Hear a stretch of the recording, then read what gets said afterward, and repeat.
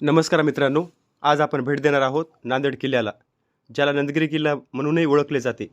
गोदावरी नदीच्या काठावर वसलेला हा किल्ला इतिहासातील अनेक रहस्ये आणि वीरगाथा सांगतो। चला या अद्भुत प्रवासाला सुरुवात करूया। नांदेड किल्ला 1318 मध्ये दिल्लीच्या सुलतान मुहम्मद बिन तुगलक यांनी बांधला होता, परंतु या परिसराचा इतिहास याहूनही प्राचीन आहे।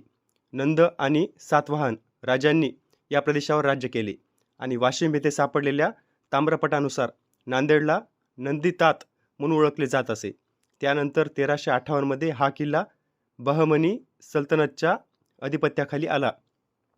1617 मध्ये मुघल सम्राट शहाजहानने किल्ला जिंकून घेतला। 1670 मध्ये छत्रपती शिवाजी महाराजांनी छत्रपती संभाजीनगर आणि बेरारसह नांदेड किल्ल्याचा ताबा घेतला, परंतु त्यांच्या नंतर मुघलांचा प्रभाव पुन्हा प्रबळ झाला। 1948 पर्यंत नांदेड हा हैदराबादच्या निजामांच्या राज्यात होता आणि शेवटी भारतात विलीन झाला। किल्ल्याच्या इतिहासात झालेली लढाई आणि सत्तापालट यामुळे हा किल्ला अनमोल ठरतो। नांदेड किल्ल्याची वास्तुकला त्याच्या भव्यतेची साक्ष देते। या किल्ल्याला दुहेरी तटबंदी आणि 24 बुरुज होते, ज्यापैकी आज फक्त 8 बुरुज चांगल्या स्थितीत आहेत। हे बुरुज 18 ते 20 मीटर उंच असून त्यांची रचना भक्कम आणि कलात्मक आहे। किल्ल्यातील पाण्याची टाकी आणि त्याच्या आजूबाजूला विकसित करण्यात आलेली बाग पर्यटकांना आकर्षित करतात।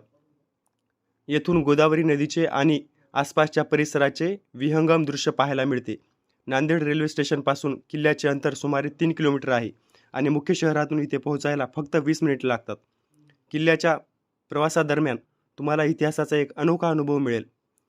किल्ला पाहण्यासाठी साधारण 1 तास पुरेसा असतो। तुम्ही कधी नांदेड किल्ला पाहिला आहे का? तुमचे अनुभव आम्हाला कमेंटमध्ये जरूर सांगा। अशाच ऐतिहासिक स्थळांची सफर करण्यासाठी आमच्या चॅनलला सबस्क्राईब करा आणि व्हिडिओला लाईक करायला विसरू नका। धन्यवाद।